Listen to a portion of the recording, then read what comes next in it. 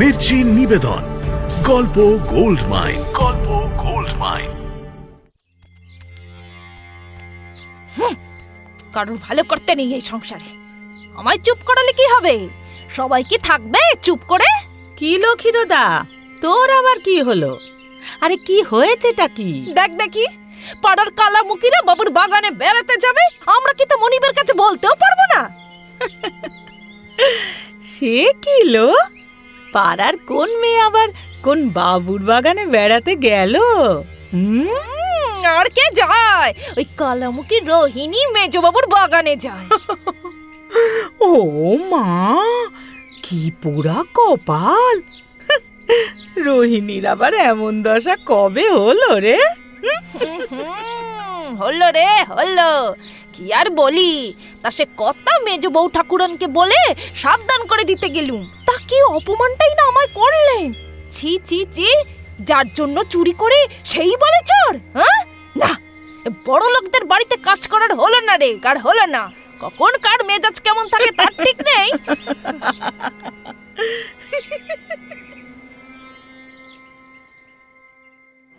মির্চি গল্প গোল্ড মাইনে আপনাকে স্বাগত। মণিমাণিক্যে ভরা বাংলা সাহিত্যের কিছু কালজয়ী উপন্যাস ও গল্প দিয়ে সাজানো আমাদের এই মির্চি গল্প গোল্ড মাইন। আজ শুনবেন বঙ্কিমচন্দ্র চট্টোপাধ্যায় রচিত সামাজিক উপন্যাস কৃষ্ণকান্তের উইল।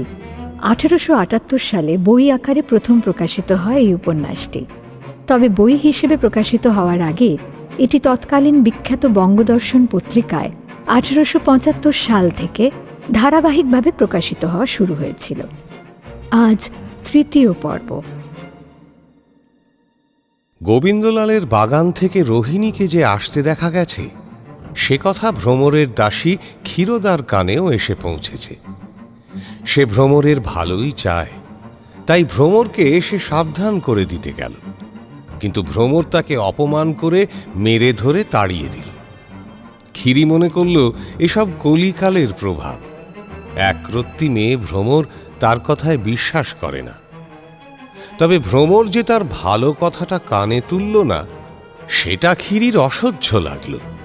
ক্ষীরি তখন গায়ে তেল মেখে রং করা গামছাটা কাঁধে নিয়ে কলসি নিয়ে বারুণীর ঘাটে চলল স্নান করতে।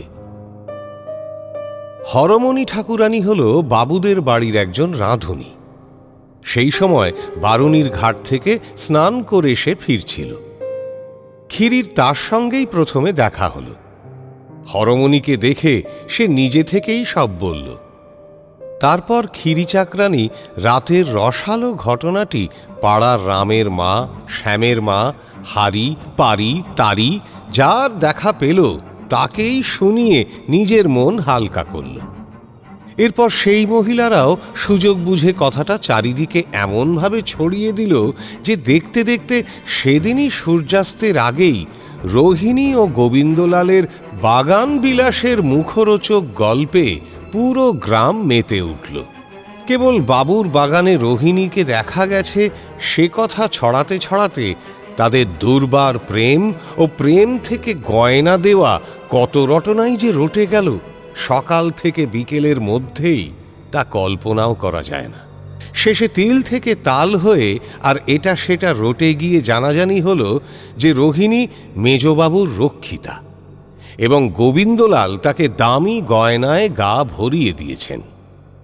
এদিকে এই সব কানাঘুষো খবর ভ্রমরের কানেও পৌঁছতে লাগল।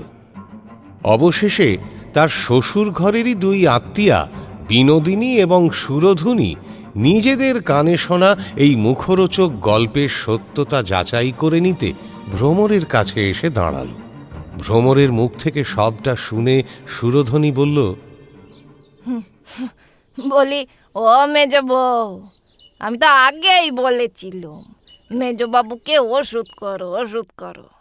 তুমি হাজার হোক ফর্সা নও, পুরুষ মানুষের মন তো কেবল কথায় পাওয়া যায় না। একটু রূপ চাই, একটু গুণ চাই।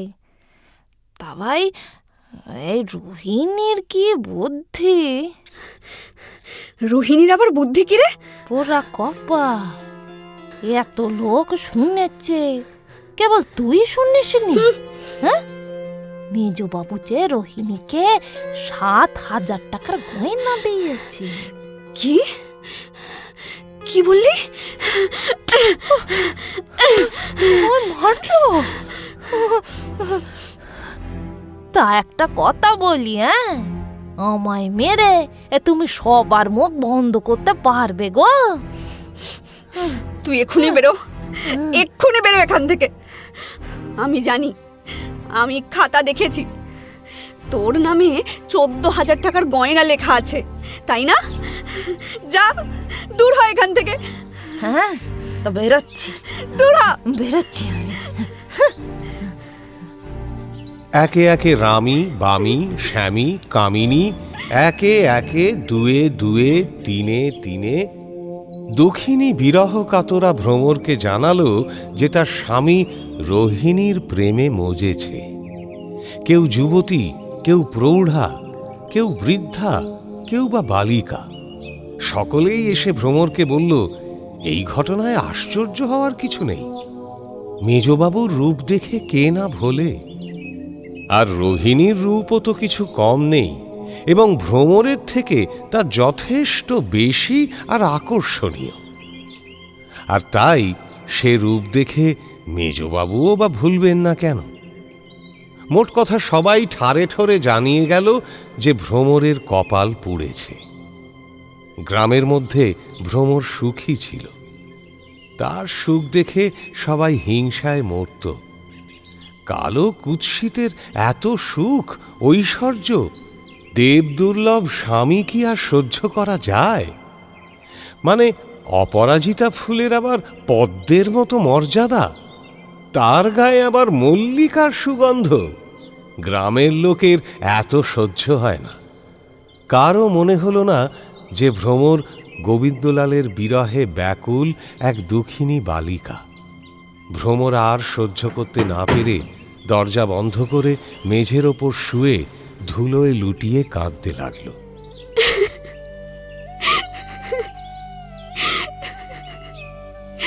তুমি কি করলে? সবাই সব কি বলে যাচ্ছে আমায়? এই সন্দেহ নিয়ে কি বাঁচা যায়? আমি যে আর সহ্য করতে পারছি না গো, আমি আর সহ্য করতে পারছি না। ফিরে এসো, তুমি ফিরে এসো, নইলে পরে আমাকে গাল দিও না যেন, যে তোমার ভোমরা তোমাকে না বলে মরেছে।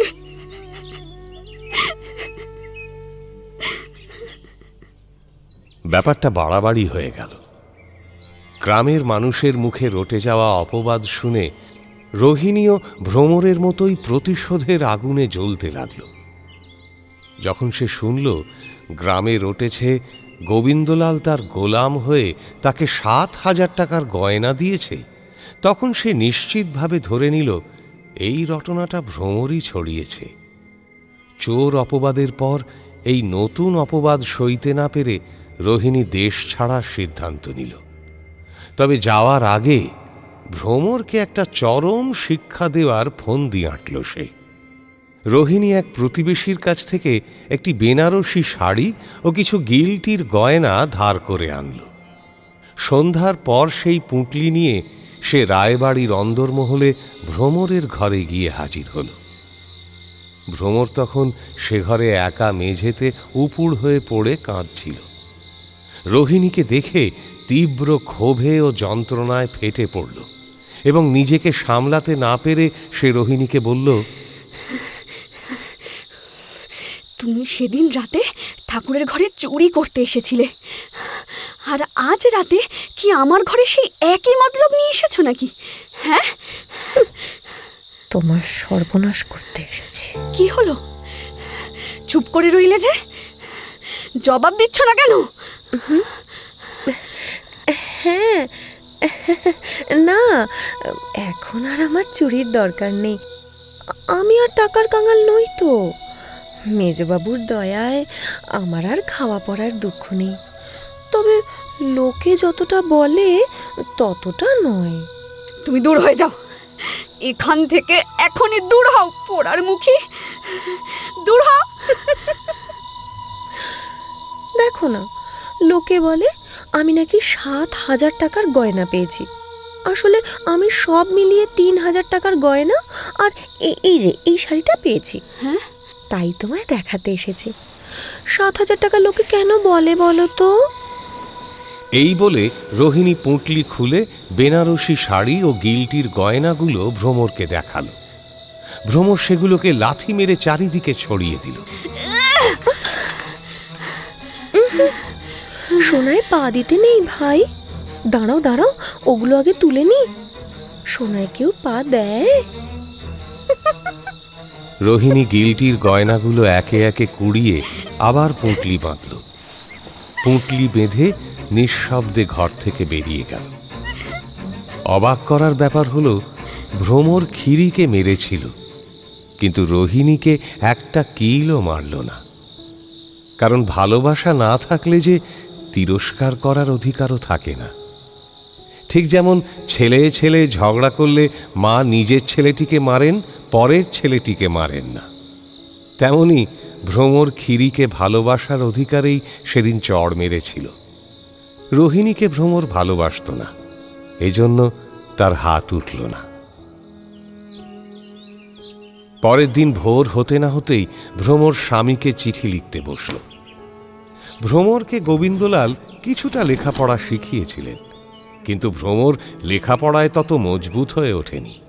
মানে ফুল, পুতুল, পাখি আর স্বামীর প্রতি ভ্রমরের যতটা ভালোবাসা, লেখাপড়া বা গৃহকর্মে ততটা ছিল না। কাগজ নিয়ে লিখতে বসলে একবার মুছত, একবার কাটত, শেষে চিঠি না লিখে ফেলে রাখত। 2-3 দিনেও একখানা চিঠি শেষ হতো না। কিন্তু আজ সেসব কিছু হলো না। তেড়া বাঁকা ছাঁদে যা লেখনির ডগায় বের হলো, আজ তাই ভ্রমরের মঞ্জুর।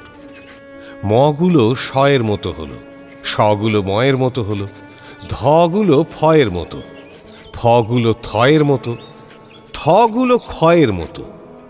ইকারের স্থানে আকার, আকার আবার কোথাও কোথাও পড়লই না। যুক্ত অক্ষরের স্থানে আলাদা আলাদা অক্ষর। ভ্রমর কিচ্ছু মানল না। সেসবে আজ আর তার মন দিলে হবে না। 1 ঘন্টার মধ্যে একটা লম্বা চিঠি গোবিন্দলালকে লিখে ফেলল সে। আর চিঠি শেষে প্রথমে লিখল সেবিকা শ্রী ভোমরা, তারপর ভোমরা কেটে ভ্রমরা লিখল, তারপর দাস্যাকে লিখল দাম্মা, লিখে আবার ঠিক করে দাস্যা লিখল। এই হচ্ছে ভ্রমরের চিঠি লেখার ধরন। তবে অপটু হাতে ভ্রমর যা লিখল তা ঠিক করে নিয়ে পড়লে যা দাঁড়ায় তা হলো, সেদিন রাতে বাগানে কেন তোমার দেরি হয়েছিল তা আমাকে তুমি বললে না। 2 বছর পরে বলবে বলেছিলে, কিন্তু আমার কপালের দোষে আগেই সব শুনলাম। শুনেছি বলছি কেন, দেখেছি। তুমি রোহিণীকে যে শাড়ি গয়না দিয়েছ তা সে নিজেই আমাকে দেখিয়ে গিয়েছে। তুমি জানো যে তোমার প্রতি আমার ভক্তি অচলা, তোমার ওপর আমার বিশ্বাস অনন্ত। আমিও তা জানতাম, কিন্তু এখন বুঝলাম যে তা নয়। যতদিন তুমি ভক্তির যোগ্য ছিলে ততদিন আমারও ভক্তি, যতদিন তুমি বিশ্বাসের যোগ্য ছিলে ততদিন আমারও বিশ্বাস। কিন্তু কিন্তু এখন তোমার উপর আমার ভক্তি নেই, বিশ্বাস নেই। তোমার দর্শনে আমার আর সুখ নেই। তুমি যখন বাড়ি আসবে আমাকে অনুগ্রহ করে খবর লিখো। আমি কেঁদে কেটে যেমন করে পারি বাপের বাড়ি চলে যাব। ইতি শ্রীমতী ভ্রমরা দাসী। ভ্রমরের চিঠি পেয়ে গোবিন্দলালের মাথায় যেন বজ্রাঘাত হল। হাতের লেখা ও বানান দেখে তাঁর বিশ্বাস হলেও ভ্রমর তাঁকে এমন চিঠি লিখতে পারে তা তিনি কিছুতেই মেনে নিতে পারছিলেন না। স্তম্ভিত হয়ে কিছুক্ষণ বসে থাকার পর তিনি ডাকের অন্য চিঠিগুলো পড়তে শুরু করলেন এবং তার মধ্যে ব্রহ্মানন্দ ঘোষের একটা চিঠিও পেলেন।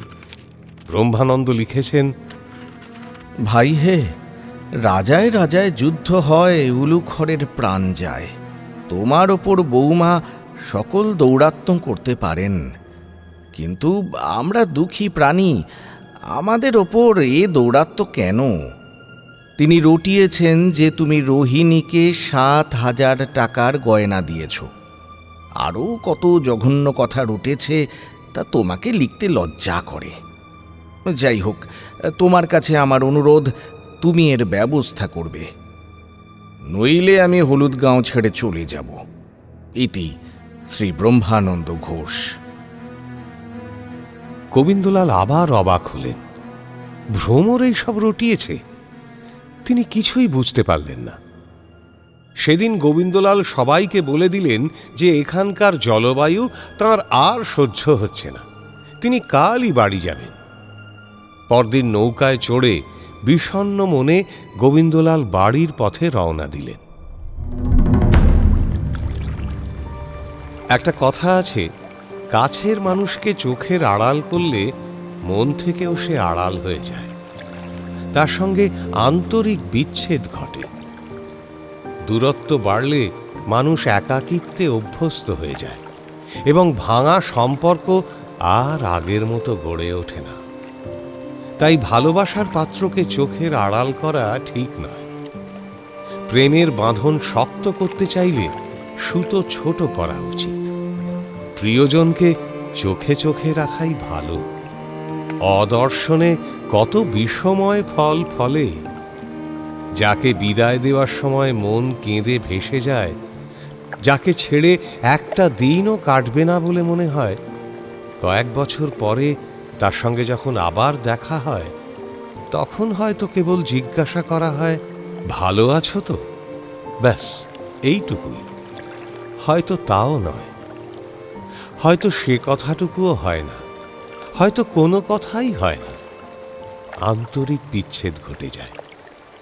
হয়তো রাগে অভিমানে আর চোখ তুলে তাকানোও হয় না।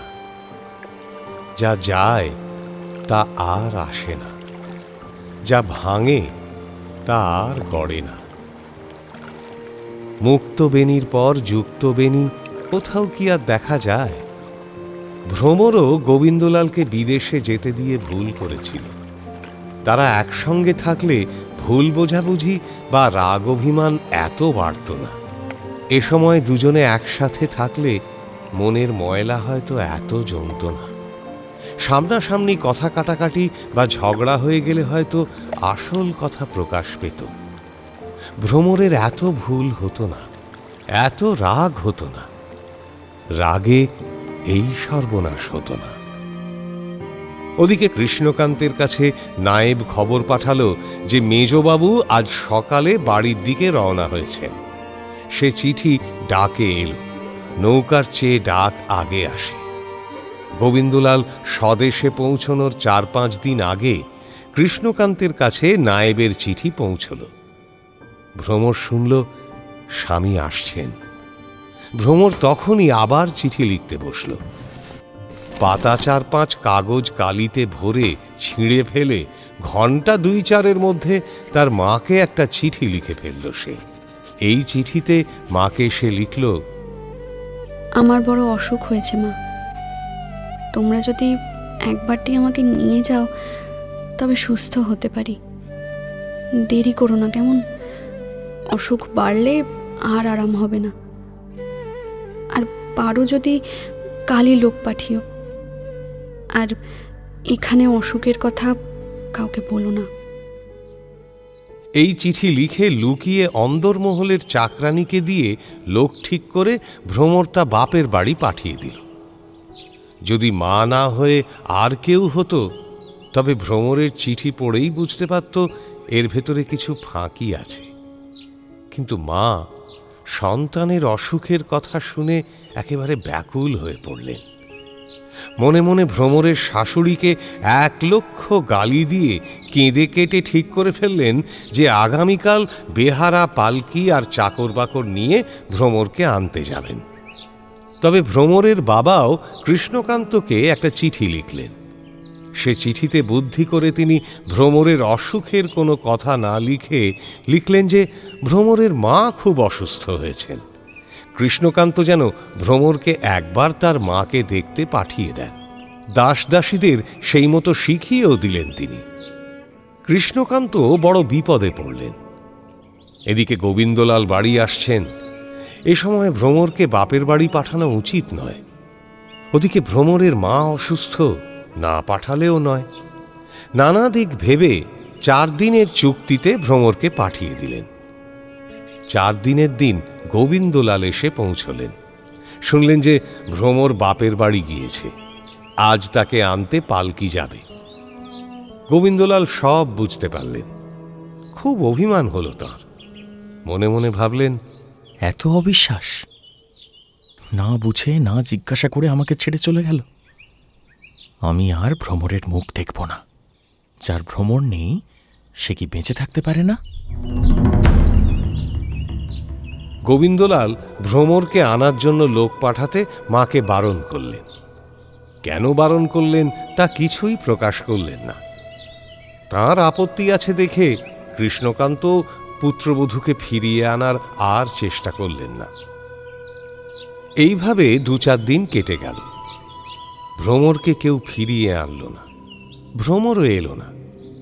গোবিন্দলাল মনে করলেন ভ্রমরের বড় স্পর্ধা হয়েছে, তাই তাকে একটু কাঁদাবেন তিনি। তবে ভ্রমরহীন সেই ফাঁকা ঘরে একবার নিজেও একটু কাঁদলেন। ভ্রমরের অবিশ্বাস তাকে বেশ কষ্ট দিয়েছে। রাগ করে ভ্রমরকে ভোলার চেষ্টা করলেন, কিন্তু ভোলার সাধ্য কি? সুখ যায়, স্মৃতি যায় না। ক্ষত ভালো হয়, দাগ ভালো হয় না। মানুষ চলে যায়, কিন্তু নাম থেকে যায়। ভ্রমরকে ভোলার শেষ দুর্বুদ্ধি হিসেবে গোবিন্দলাল রোহিণীর চিন্তাকেই বেছে নিলেন। তিনি মনে করলেন ভ্রমরকে ভোলার সেরা উপায় রোহিণীর চিন্তা। রোহিণীর অলৌকিক রূপের ছায়া তাঁর হৃদয়ে সারাক্ষণই উঁকিঝুঁকি মারত। একদিনের জন্যেও তাঁর মন থেকে সরে যায়নি। গোবিন্দলালই জোর করে মনে তাকে জায়গা করে দিতেন না, কিন্তু সে ছাড়ত না। অনেক কুচিকিৎসক ছোট রোগের উপশমের জন্য কড়া বিষের প্রয়োগ করেন। গোবিন্দলালও দুঃখ ভোলার জন্য নিজের ছোট রোগের উপশমের জন্য কড়া বিষের প্রয়োগেই প্রবৃত্ত হলেন। গোবিন্দলাল নিজের ইচ্ছায় নিজের অনিষ্ট সাধনে প্রবৃত্ত হলেন। ভ্রমরকে ভুলতে গোবিন্দলাল রোহিণীর কথাই ভাবতে লাগলেন। রোহিণীর কথা প্রথমে স্মৃতিমাত্র ছিল, পরে দুঃখে পরিণত হল, তারপর দুঃখ থেকে বাসনায় পরিণত হল। বর্ষাকাল, আকাশ মেঘাচ্ছন্ন, বৃষ্টি হচ্ছে। বৃষ্টি কখনো কখনো জোরে আসছে, কখনো হালকা হচ্ছে, কিন্তু বৃষ্টির বিরাম নেই। সন্ধ্যা ফুরিয়ে রাত হয়ে আসছে। আজ সন্ধ্যা থেকেই গোবিন্দলাল বারুণীর ঘাটে বাগানের লতায় ঢাকা মণ্ডপে বসে নিজের বাসনার জন্য অনুতাপ করছিলেন। রাতের অন্ধকার, তার উপর বৃষ্টি। বারুণীর ঘাট তখন আর স্পষ্ট দেখা যায় না। গোবিন্দলালের মনে হলো ঘাটের পিছল সিঁড়ি বেয়ে এক মহিলাকে তিনি যেন নামতে দেখলেন। আবছা অন্ধকারে তার মনে হলো এ যেন রোহিণীই নামছে, এবং মহিলাটি পিছলে জলে পড়ে যেতে পারে ভেবে তিনি ব্যাকুল হয়ে উঠলেন। পুষ্পমণ্ডপ থেকে ডেকে বললেন, এই তুমি কে গো? আজ ঘাটে নেমো না, বড় পিছল পড়ে যাবে। বৃষ্টির শব্দে গোবিন্দলালের সাবধান বাণী সেই মহিলা শুনতে পেয়েছিল কিনা তা বোঝা গেল না। তবে সে ঘাটে কলসি নামিয়ে রেখে ধীরে ধীরে ঘাটের সিঁড়ি বেয়ে আবার ওপরে উঠে এল। তারপর বাগানের দরজা খুলে সরাসরি মণ্ডপে বসে থাকা গোবিন্দলালের সামনে এসে দাঁড়াল। গোবিন্দলাল চমকে উঠে দেখলেন তাঁর সামনে সত্যি সত্যি রোহিণী দাঁড়িয়ে আছে। গোবিন্দলাল বললেন, ভিজতে ভিজতে এখানে কেন রোহিণী? আপনি আপনি কি আমাকে ডাকলেন? ডাকিনি, ঘাটে বড় পিছল, তাই নামতে বারণ করছিলাম। ওখানে দাঁড়িয়ে ভিজছো কেন? মণ্ডপের তলায় এসো। আচ্ছা। তুমি এখন এখানে, লোকে দেখলে কি বলবে? যে যা বলার তা বলছে। আপনার কাছে এসব বলবো বলে অনেক চেষ্টা করেছি, কিন্তু পারিনি। আমারও সেই বিষয়ে কতগুলো কথা জিজ্ঞাসা করার আছে। কে এই কথা রটালো? তোমরা শুধু শুধু ভ্রমরের দোষ দাও কেন? সব বলছি, কিন্তু এখানে দাঁড়িয়ে বলবো কি? না, এখানে নয়। এসো আমার সঙ্গে এসো। আচ্ছা। এরপর গোবিন্দলাল রোহিণীকে বাগানের বৈঠকখানায় ডেকে নিয়ে গেলেন। সেখানে দুজনের মধ্যে যে আলাপ হলো তা ঋষি বাৎসায়ন তাঁর কামশাস্ত্রে বিস্তারিত লিখে গিয়েছেন। তবে সে রাতে রোহিণী ঘরে যাওয়ার আগে ভালোভাবে বুঝে গেল যে গোবিন্দলাল তার রূপের মোহে মুগ্ধ। তবে এই পৃথিবীতে কে কার রূপে মুগ্ধ নয়? কেউ সবুজ নীলে আঁকা প্রজাপতির রূপে মুগ্ধ, কেউ ফোটা কামিনীর রূপে মুগ্ধ। তাতে তো কোনো দোষ নেই, রূপ তো মোহের জন্যই। গোবিন্দলালও প্রথমে এই রকমই ভেবেছিলেন। পাপের প্রথম সিঁড়িতে পা দিয়ে পুণ্যাত্মাও এই রকম ভাবে। কিন্তু ঠিক মাধ্যাকর্ষণের মতোই পাপের আকর্ষণে প্রতি পদে অধঃপাতের দিকে গড়িয়ে যাওয়া মনের গতিও বেড়ে চলে। গোবিন্দলালের অধঃপতনও খুব দ্রুত হল, কেননা রূপের তৃষ্ণা অনেক দিন থেকে তাঁর হৃদয়কে শুকনো করে তুলেছিল। রোহিণী ও গোবিন্দলালের সম্পর্কের গুঞ্জন অবশেষে কৃষ্ণকান্তের কানে পৌঁছলে তিনি অত্যন্ত দুঃখিত হলেন। প্রিয় ভাইপোর এই ব্যভিচার নিয়ে গোবিন্দলালকে কিছু বলতে চাইলেও অসুস্থতার কারণে এবং সব সময় লোকজন তাঁকে ঘিরে থাকায় তিনি সুযোগ পাচ্ছিলেন না। শরীরের রোগ আরও বেড়ে গেলে কৃষ্ণকান্ত বুঝতে পারলেন তাঁর অন্তিম সময় ঘনিয়ে এসেছে। আর দেরি করলে মনের কথা তাঁর আর বলা হবে না। একদিন অনেক রাতে গোবিন্দলাল বাগান থেকে ফিরে তাঁকে দেখতে এলে কৃষ্ণকান্ত সুযোগ বুঝে ঘরের অন্য সব লোকদের বাইরে চলে যাওয়ার নির্দেশ দিলেন, যাতে একা গোবিন্দলালের সঙ্গে তিনি কথা বলতে পারেন। গোবিন্দলাল একটু অপ্রস্তুত হয়ে জিজ্ঞেস করলেন, আপনি আজ কেমন আছেন জ্যাঠামশাই?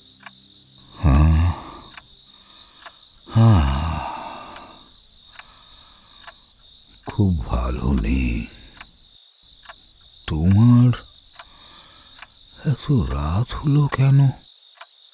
গোবিন্দলাল সে কথার কোনো উত্তর না দিয়ে কৃষ্ণকান্তের কবজি হাতের মধ্যে নিয়ে নাড়ি টিপে দেখলেন। হঠাৎ গোবিন্দলালের মুখ শুকিয়ে গেল। কৃষ্ণকান্তের জীবন প্রবাহ খুব ধীরে ধীরে বইছে। মৃদু স্বরে আমি আসছি বলে কৃষ্ণকান্তের শোয়ার ঘর থেকে বেরিয়ে গোবিন্দলাল একেবারে কবিরাজের ঘরে গিয়ে হাজির হলেন। কবিরাজ অবাক হলেন। গোবিন্দলাল বললেন, কবিরাজ মশাই, হ্যাঁ কবিরাজ মশাই, তাড়াতাড়ি ওষুধ নিয়ে আসুন। ও জ্যাঠামশাইয়ের অবস্থা খুব ভালো মনে হচ্ছে না। হ্যাঁ ঠিক আছে ঠিক আছে, চলো চলো চলো। ওনার আবার এখন কি হলো? চলুন, চলুন। চলো চলো চলো, আর দেরি করো না। কবিরাজ ব্যস্ত হয়ে এক গাদা বড়ি নিয়ে তাঁর সাথে ছুটলেন। কৃষ্ণকান্তের ঘরে গোবিন্দলাল যখন কবিরাজকে নিয়ে হাজির হলেন, কৃষ্ণকান্ত তখন একটু ভয় পেলেন। কবিরাজও এসেই আগে একবার নাড়ি দেখলেন। কৃষ্ণকান্ত জিজ্ঞাসা করলেন, কেমন বুঝছো? কোনো ভয় আছে? গে মানুষের শরীরে ভয় কখন নেই? আর কতক্ষণ সময় আছে সেটা বলো। ওষুধ খাওয়ানোর পর সবটাই বলতে পারবো। কবিরাজ ওষুধ পিষে খাওয়ার জন্য তৈরি করে কৃষ্ণকান্তের কাছে গেলেন। কৃষ্ণকান্ত ওষুধের পাত্র হাতে নিয়ে একবার মাথায় ছোঁয়ালেন। তারপর ওষুধটুকু সব পিকদানিতে ফেলে দিলেন। এ কি, সব ওষুধ এভাবে আপনি পিকদানিতে ফেলে দিলেন কর্তাবাবু? পেও না কবিরাজ। ওষুধ খেয়ে বাঁচার বয়স আমার নেই। ওষুধের চেয়ে হরি নামে আমার উপকার। তোমরা হরিনাম করো, আমি শুনি। হরে কৃষ্ণ, হরে কৃষ্ণ, কৃষ্ণ কৃষ্ণ, হরে হরে। কৃষ্ণকান্ত একাই হরিনাম করতে শুরু করলেন। সবাই স্তম্ভিত, ভীত, বিস্মিত হয়ে দাঁড়িয়ে রইলেন। রাম রাম হরে হরে।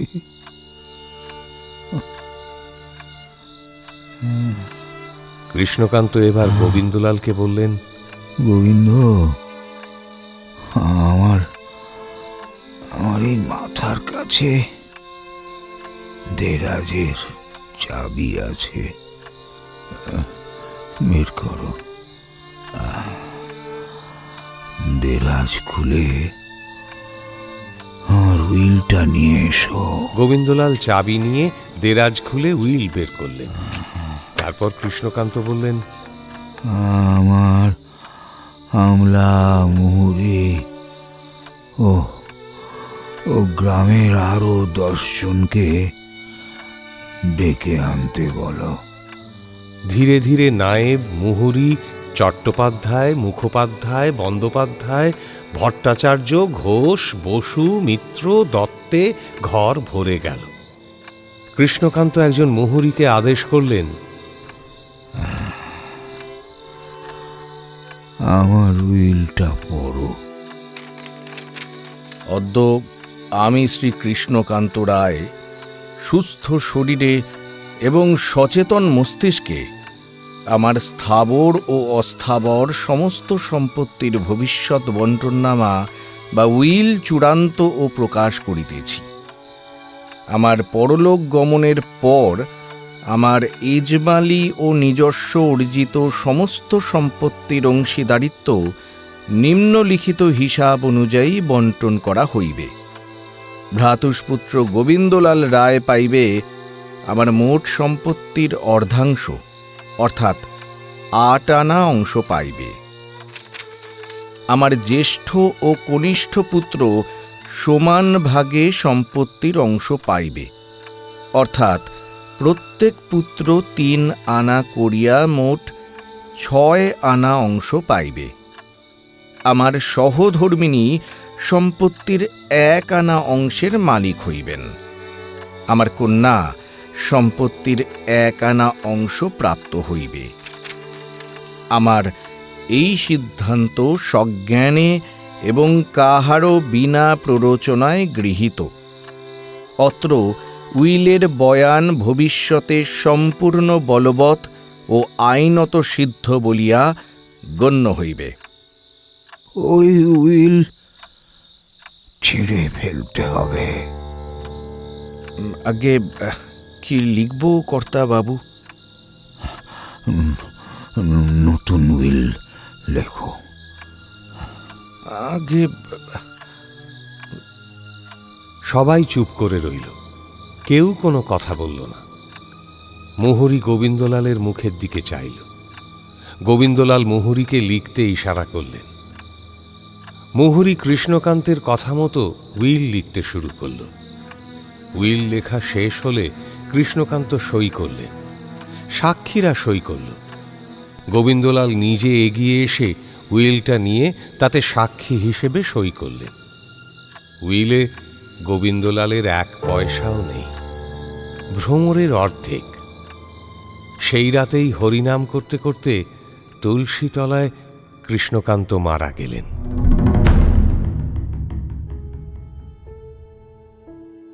কৃষ্ণকান্তের মৃত্যু সংবাদে চারিদিকে শোকের ছায়া নেমে এলো। কেউ বলল একটা ইন্দ্রপাত হয়েছে, কেউ বলল এক দিকপাল মরেছেন, আবার কেউ বললেন কৃষ্ণকান্ত সংসারী লোক, কিন্তু খাঁটি লোক ছিলেন। কৃষ্ণকান্ত রায় গরিব ও ব্রাহ্মণ পণ্ডিতদের যথেষ্ট দান করতেন, তাই অনেকেই তার জন্য কাতর হল। সবচেয়ে বেশি ভ্রমর। এখন স্বাভাবিকভাবেই ভ্রমরকে আনতে হল।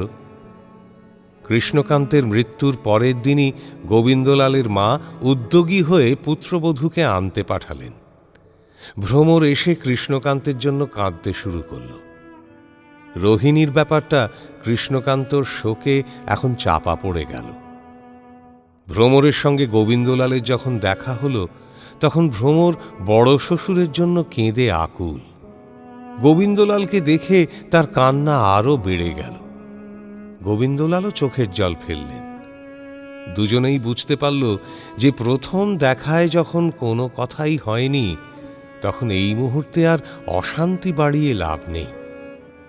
এখন বড় কর্তা কৃষ্ণকান্তের শ্রাদ্ধানুষ্ঠান সম্মানের সঙ্গে সম্পন্ন করাই প্রধান কাজ। মনের বাকি কথা পরে ভাবা যাবে। তাই একদিন সঠিক সুযোগ বুঝে গোবিন্দলাল ভ্রমরকে স্পষ্ট ভাষায় বললেন, ভ্রমর, তোমার সঙ্গে আমার কয়েকটা কথা আছে, তবে তবে এখন আমি সেসব কথা তোমায় বলতে পারবো না। জ্যাঠামশাইয়ের মৃত্যু শোক আমার কাছে বাবাকে হারানোর চেয়েও অনেক বড়। থাক, সেগুলো বলতে গেলে আমার বুক ফেটে যাবে। তবুও সেসব কথা তো আমায় বলতে হবে, তাই না? শোনো, শ্রাদ্ধের পর যা বলার আছে আমি তা বলবো। এর মধ্যে সেসব কথার কোনো প্রসঙ্গ তোলার দরকার নেই। আমারও কিছু কথা আছে বলার। তোমার যখন সময় হবে বলো। বেশ। ভ্রমর অত্যন্ত কষ্টে চোখের জল চেপে রেখে নিজের ছোটবেলা থেকে যত দেবতাদের কথা জেনেছে তাদের সবাইকে স্মরণ করে শান্তভাবে কথাগুলো বলে সেখান থেকে সরে গেল। বাইরে থেকে দেখলে তাদের জীবন আগের মতোই স্বাভাবিক মনে হতো। কোনো আত্মীয় বা দাসদাসী টেরও পেল না যে আকাশে মেঘ উঠেছে, ফুলে পোকা ঢুকেছে। তাদের সম্পর্কের ভেতরে ঘুণ ধরেছে। যা ছিল তা আর নেই। তা বলে কি ভ্রমর হাসে না? গোবিন্দলাল কি হাসেন না? হাসে, কিন্তু যে হাসি আগে হাসত সে হাসি আর হাসে না। চোখে চোখে মেলাতে মেলাতে যে হাসি নিজে থেকেই উপচে উঠত, যে হাসি অর্ধেক বলে সংসার সুখের, অর্ধেক বলে সুখের আশা মিটল না, সে হাসি আর নেই। সে চাউনি নেই, যে চাহনি দেখে ভ্রমর ভাবত এত রূপ, যে চাউনি দেখে গোবিন্দলাল ভাবত এত গুণ, সে চাউনি আর নেই। গোবিন্দলালের যে চাউনি দেখে ভ্রমর ভাবত, বুঝি এ সাগর আমার এই জীবনে আমি সাঁতার দিয়ে পার হতে পারব না। ভ্রমরের যে চাউনি দেখে গোবিন্দলাল এ সংসারে সব ভুলে যেত, সে চাউনি আর নেই। কত প্রিয় ডাক, যা প্রতিদিনের সংসারে নিত্য নতুন স্নেহ ভরা মজাদার আর সুখের ডাক ছিল, সে ডাক আর নেই। মিছিমিছি ডাকাডাকি, মিছিমিছি বকাবকিও আর নেই। আগে কথা ফুরোতো না, এখন তা খুঁজে আনতে হয়। যে কথা অর্ধেক ভাষায়, অর্ধেক চোখে চোখে, ঠোঁটে ঠোঁটে প্রকাশ পেত, এখন সে কথা উঠে গেছে। সে কথা বলার এখন আর দরকার নেই। দুজনেরই কথা ফুরিয়ে গেছে। শুধু উত্তরে গলার স্বর শোনার দরকারও আর নেই। সব খেলা এখন সাঙ্গ হয়েছে।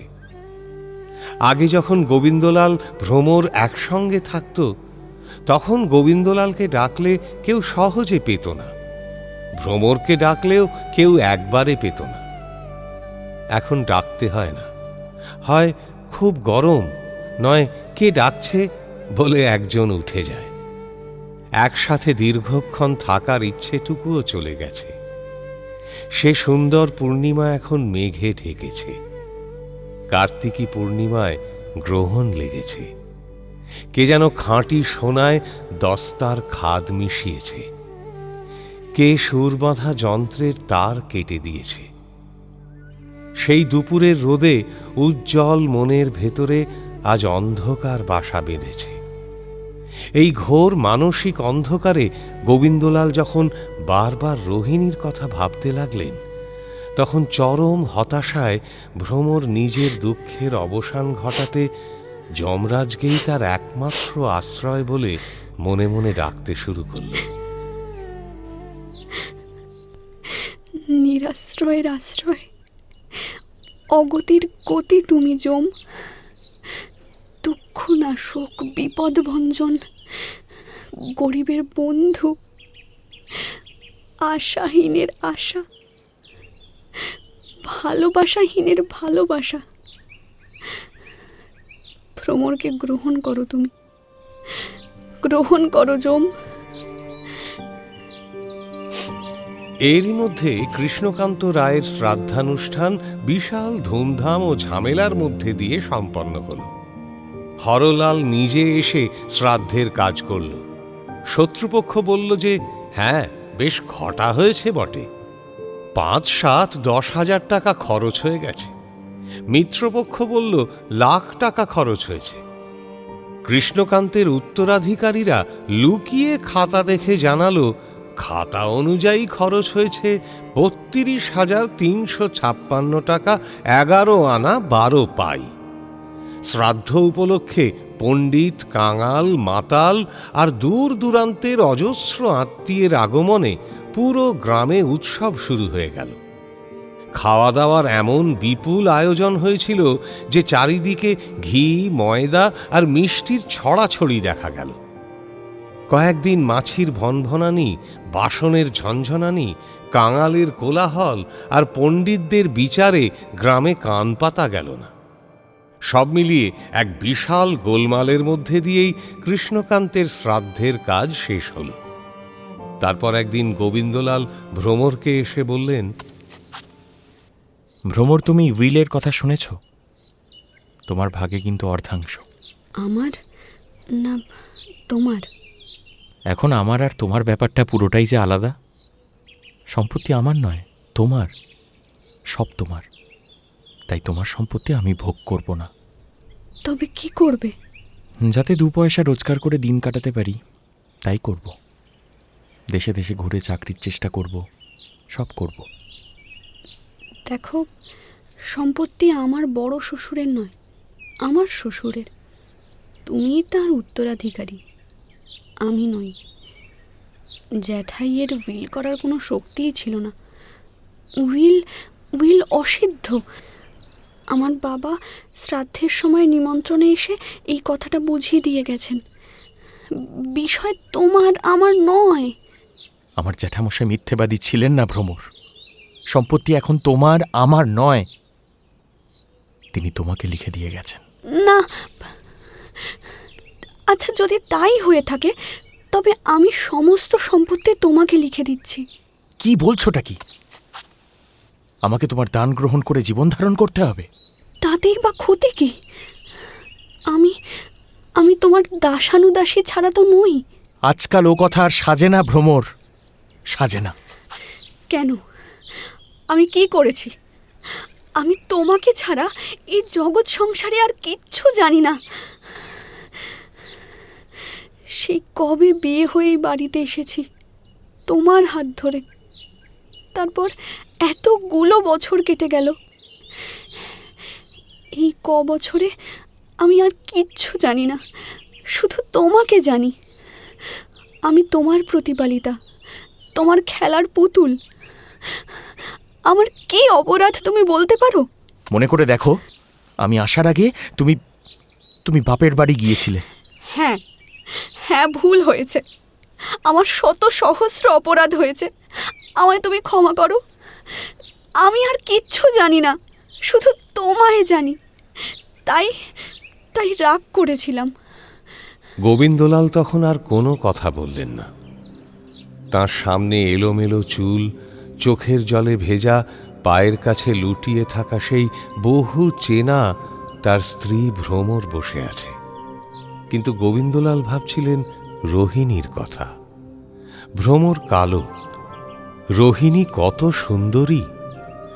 ভ্রমরের গুণ আছে, রোহিণীর রূপ আছে। এতকাল সে গুণের সেবা করেছে, এখন কিছুদিন সে রূপের সেবা করবে। তার এই অসার, এই আশাহীন প্রয়োজনহীন জীবন ইচ্ছে মতো কাটাবে। মাটির ভাঁড় যেদিন ইচ্ছে সেই দিনই ভেঙে ফেলবে। এদিকে ভ্রমর তখনও তার পায়ের কাছে বসে কেঁদে চলেছে। ক্ষমা করো, আমাকে ক্ষমা করো। আমি সামান্য নারী, আমার আমার ভুল হয়ে গেছে। তুমি আমাকে ক্ষমা করো, দোহাই তোমার, আমাকে ক্ষমা করো। যিনি অনন্ত সুখ দুঃখের বিধাতা, অন্তর্যামী, তিনি ভ্রমরের এই কথাগুলো শুনলেন, কিন্তু গোবিন্দলাল শুনলেন না। গোবিন্দলাল তখন সকালে শুকতারার মতো রোহিণীর কথা ভাবছিলেন। ভ্রমর উত্তর না পেয়ে বলল, কি গো, কিছু বলো, চুপ করে আছো কেন? আমি তোমায় ত্যাগ করব। কি? এ কথা শোনা মাত্র ভ্রমর পা ছেড়ে দিয়ে উঠে দাঁড়াল। তারপর বাইরে যেতে গিয়ে চৌকাঠে ধাক্কা খেয়ে অজ্ঞান হয়ে মাটিতে পড়ে গেল।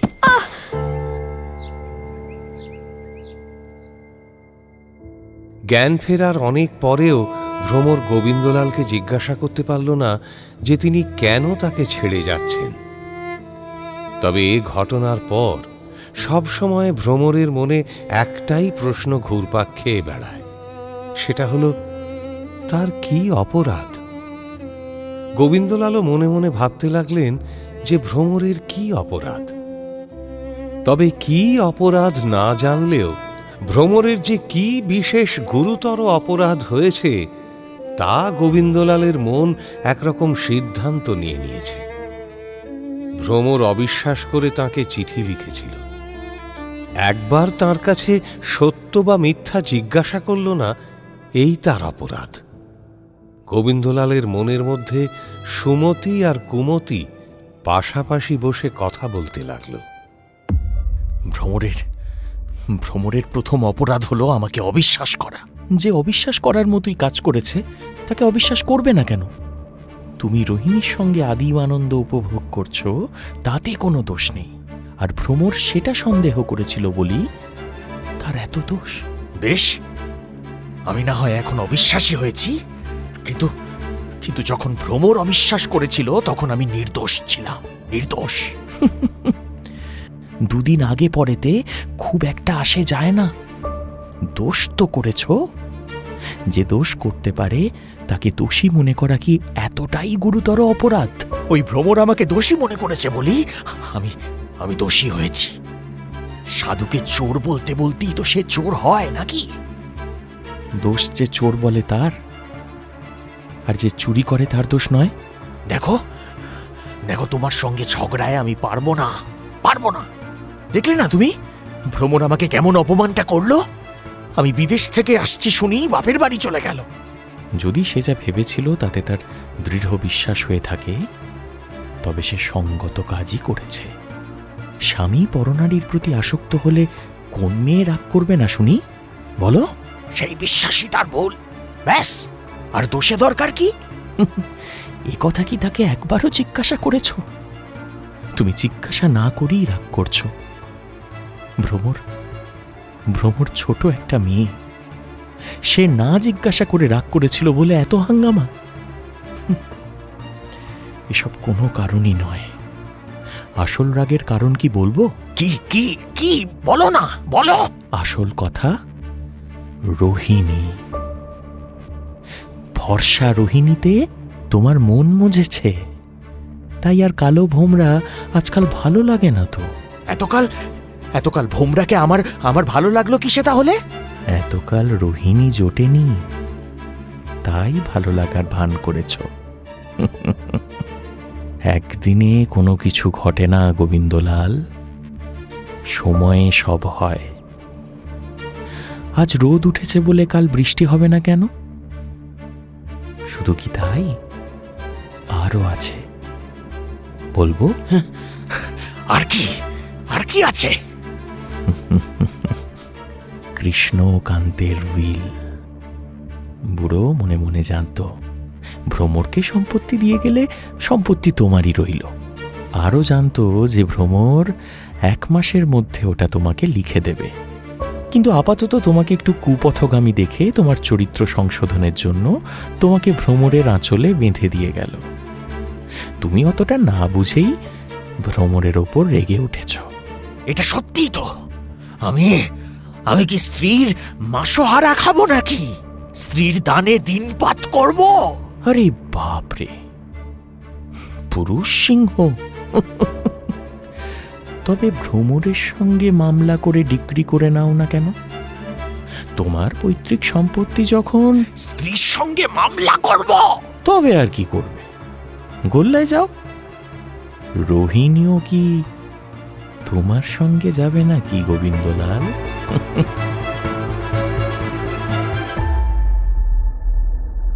গোবিন্দলালের মা কিন্তু আগেই বুঝতে পেরেছিলেন যে ভ্রমর ও গোবিন্দলালের বৈবাহিক সম্পর্কে দূরত্ব তৈরি হয়েছে। একজন বিচক্ষণ গৃহিণী হলে তিনি হয়তো স্নেহের সঙ্গে শাসন ও সদুপদেশে এই বিবাদ মিটিয়ে ফেলতে পারতেন। কিন্তু গোবিন্দলালের মা দূরদর্শী ছিলেন না। উল্টে কৃষ্ণকান্ত তাঁর উইলে গোবিন্দলালকে বাদ দিয়ে পুত্রবধূ ভ্রমরকে সম্পত্তির মালকিন করায় তিনি ভ্রমরের প্রতি ঈর্ষান্বিত হয়ে পড়েন। কৃষ্ণকান্ত যে গোবিন্দলালের চরিত্র সংশোধনের জন্য বা হয়তো শেষ বয়সের বিভ্রান্তি থেকে এই কাজ করেছিলেন তা বোঝার মতো মানসিকতা তাঁর ছিল না। বরং এই সংসারে নিজেকে পরমুখাপেক্ষী ও গুরুত্বহীন ভেবে পুত্রস্নেহে এতদিন আটকে থাকা এই অভিমানী বিধবা নারী অবশেষে সংসার ত্যাগ করে কাশীতে গিয়ে থাকার সিদ্ধান্ত নিলেন। তিনি গোবিন্দলালকে বললেন, কর্তারা তো সব একে একে স্বর্গে গেলেন, এখন আমারও যাওয়ার সময় এলো। বাবা, তুমি ছেলের উপযুক্ত কাজ করো। এই সময় আমাকে কাশী পাঠিয়ে দাও বাবা, আমি সেখানেই শান্তি পাবো। চলো, আমি তোমাকে নিজে কাশী রেখে আসবো। গোবিন্দলাল এ প্রস্তাবে রাজি হলেন, নিজে মাকে কাশীতে রেখে আসতে চাইলেন। দুর্ভাগ্যবশত এই সময় ভ্রমর একবার ইচ্ছে করে বাপের বাড়ি গিয়েছিল। ভ্রমরের অজান্তে গোবিন্দলাল কাশী যাত্রার সব তোড়জোড় করতে লাগলেন। নিজের নামে কিছু সম্পত্তি আর গয়না যা ছিল তা গোপনে বিক্রি করে প্রায় লাখ টাকা জোগাড় করলেন এবং এটা দিয়েই ভবিষ্যতে দিন কাটাবেন ঠিক করলেন।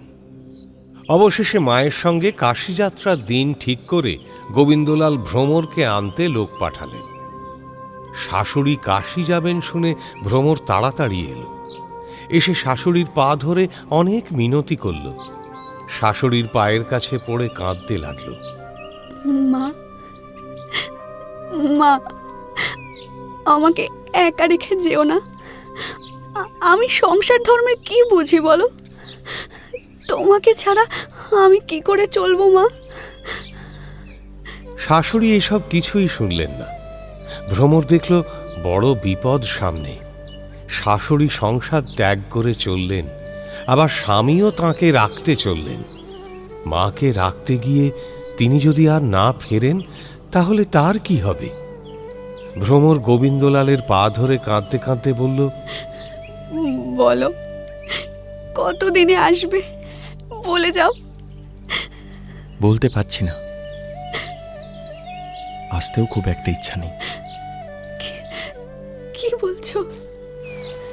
ভ্রমর সেদিন আর কিছু বলল না। পা ছেড়ে দিয়ে উঠে দাঁড়িয়ে মনে মনে ভাবল সে বিষ খাবে। হিন্দুর মেয়ে মরে যাওয়াকে সহজ মনে করে। তারপর দেখতে দেখতে যাত্রার দিন চলে এলো। হরিদ্রা গ্রাম থেকে বেশ কিছুটা পালকিতে চড়ে গিয়ে তারপর ট্রেন ধরতে হবে। ভারে ভারে সিন্দুক, তোরঙ্গ, বাক্স, ব্যাগ, পোটলা বাহকেরা বইতে শুরু করল। দাসদাসী পরিষ্কার ধোয়া কাপড় পরে চুল রাঙিয়ে দরজার সামনে দাঁড়িয়ে পান চিবোতে লাগলো। তারা সাথে যাবে। দারোয়ানেরা ছিটের জামার বোতাম এঁটে লাঠি হাতে নিয়ে বাহকদের সাথে বকাবকি শুরু করল। পাড়ার মেয়ে ছেলে দেখার জন্য ভিড় জমালো। গোবিন্দলালের মা গৃহদেবতাকে প্রণাম করে বাড়ির সবাইকে যথোচিত সম্ভাষণ জানিয়ে কাঁদতে কাঁদতে পালকিতে উঠলেন। বাড়ির সবাই কাঁদতে লাগল। তিনি পালকিতে চড়ে এগোতে লাগলেন। এদিকে গোবিন্দলাল শোবার ঘরে ভ্রমরের কাছে বিদায় নিতে গেলেন। ভ্রমরকে কান্নায় ভেঙে পড়তে দেখে তিনি যা বলতে এসেছিলেন তা বলতে না পেরে শুধু বললেন, ভ্রমর, আমি মাকে রাখতে চললাম। মা তো সেখানে থাকবেন, আর তুমি তুমি আর ফিরে আসবে না? গোবিন্দলালকে দেখে ভ্রমরের চোখের জল শুকিয়ে গিয়েছিল। তার কণ্ঠের স্থিরতা, গাম্ভীর্য, তার ঠোঁটে স্থির প্রতিজ্ঞা দেখে গোবিন্দলাল অবাক হলেন। হঠাৎ উত্তর দিতে পারলেন না। ভ্রমর স্বামীকে চুপ থাকতে দেখে আবার বলল, দেখো, তুমি আমাকে শিখিয়েছ সত্যই একমাত্র ধর্ম, সত্যই একমাত্র সুখ। আর আজ আমাকে তুমি সত্যি করে বলো, আমি তোমার আশ্রিতা। আমায় আজ ঠকিও না। কবে আসবে বলো? তবে সত্যিটাই শোনো, ফিরে আসার ইচ্ছা আমার আর নেই। কেন ইচ্ছে নেই তা বলে যাবে না? এখানে থাকলে তোমার অন্য দাস হয়ে থাকতে হবে। তাতেই বা ক্ষতি কি? আমি তো তোমার দাসানুদাসী। আমার দাসানুদাসী ভ্রমর আমার বিদেশ থেকে আসার অপেক্ষায় সে জানালায় বসে থাকবে? তা না করে সে বাপের বাড়ি গিয়ে বসেছিল। আমি এর জন্য তো কত পা ধরেছি। আমার এই একটা অপরাধ কি ক্ষমা করা যায় না বলো? এখন সেরকম শত অপরাধ হবে তোমার। তুমি এখন সম্পত্তির মালকিন বলে কথা। তা নয়, তা নয়। আমি এবার বাপের বাড়ি গিয়ে বাবার সাহায্যে যা করে এসেছি তা দেখো, দেখো। ভ্রমর একটা কাগজ বের করে গোবিন্দলালের হাতে দিল পড়তে। গোবিন্দলাল পড়ে দেখলেন সেটা দানপত্র। ভ্রমর ন্যায্য মূল্যের স্ট্যাম্পে নিজের সমস্ত সম্পত্তি স্বামীকে দান করেছে। তার রেজিস্ট্রি হয়েছে। গোবিন্দলাল পড়ে বললেন, তোমার যোগ্য কাজ তুমি করেছ, কিন্তু তোমার সঙ্গে আমার কি সম্পর্ক? আমি তোমায় গয়না দেব, তুমি পড়বে, তাই তো? কিন্তু তুমি বিষয় দান করবে, আমি ভোগ করব, এ সম্পর্ক তো নয়। তাই আমি এটা... কথাটা বলেই গোবিন্দলাল দামি দানপত্রটা টুকরো টুকরো করে ছিঁড়ে ফেললেন। ভ্রমর শান্ত গলায় বলল, বাবা বলে দিয়েছেন এটা ছিঁড়ে ফেলা বৃথা। সরকারের কাছে এটার নকল আছে। থাকে থাক, আমি চললাম। আমি আর আসবো না। কেন কেন কেন? আমি তোমার স্ত্রী, তোমার শিষ্যা, আশ্রিতা, প্রতিপালিতা। আমি তোমার দাসানুদাসী, তোমার কথার ভিখারি। আসবে না কেন বলো? কেন? ইচ্ছা নেই ভ্রমর। তোমার ধর্ম নেই? না, আজ বোধহয় তাও নেই। অত্যন্ত কষ্টে ভ্রমর চোখের জল আটকাল। তারপর হাত জোড় করে শান্ত গলায় বলতে লাগলো, তাহলে যাও, পারো তো আর ফিরো না। বিনা অপরাধে আমাকে ছাড়তে চাও তো যাও, কিন্তু মনে রেখো উপরে ভগবান আছেন। আমার এই খাঁটি ভালোবাসার জন্য একদিন তোমাকে কাঁদতেই হবে। তাই? আচ্ছা বেশ। হ্যাঁ, আমার ভক্তি যদি সত্যি হয় আমাদের আবার দেখা হবেই। একদিন আমার জন্য তোমাকে কাঁদতেই হবে। মনে রেখো, একদিন তুমি খুঁজবে এই পৃথিবীতে খাঁটি আন্তরিক ভালোবাসা কোথায়। আর সেই আশাতেই আমি বাঁচব। এখন মুখে যতই বলো আসবে না আসবে না, কিন্তু আমি বলছি তোমাকে ফিরতেই হবে। আবার ভ্রমর বলে কাঁদতে হবে তোমাকে, দেবতা সাক্ষী আছেন। আর তা না হলে জানবে ধর্ম মিথ্যে, আমি অসতী। তুমি যাও, আমার কোনো ক্ষোভ নেই, তুমি শুধুই আমার, রোহিণীর কখনো নও, কখনো নও।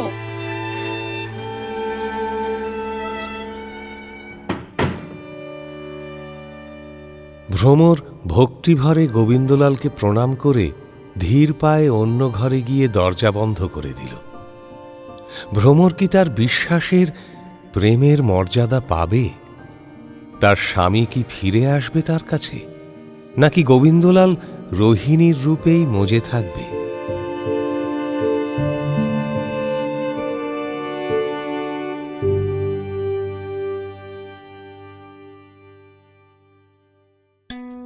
শুনছিলেন বঙ্কিমচন্দ্র চট্টোপাধ্যায়ের কৃষ্ণকান্তের উইল। আজ শুনলেন তৃতীয় পর্ব। গল্প পাঠে শেখর, কৃষ্ণকান্ত শঙ্করী প্রসাদ মিত্র, হরলাল সাক্ষ্য রায়, গোবিন্দলাল মির্চি সায়ন, রোহিণী সঙ্গীতা গাঙ্গুলি, ভ্রমর পৃথা দাস, ব্রহ্মানন্দ সোমক রায়। অন্যান্য ভূমিকায় মৈত্রী দে, আম্রপালি ঘোষ মিত্র, শ্রীলা ঘোষ, গার্গী চট্টোপাধ্যায় ও আর্য জানা। নাট্যরূপ ও সামগ্রিক পরিচালনা শাউলি মজুমদার। নাট্যরূপ সহায়তা প্রীতম বাগচি। বিশেষ তত্ত্বাবধানে সৌভিক গুহ সরকার। পরিচালনা, শব্দগ্রহণ ও আবহ সত্যজিৎ সেন। শব্দ মিশ্রণ সব্যসাচী মুখার্জি।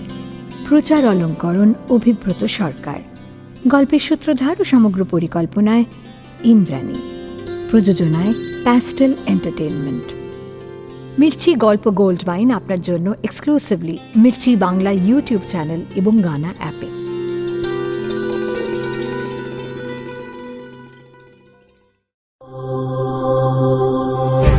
মির্চি নিবেদন গল্প গোল্ড মাইন।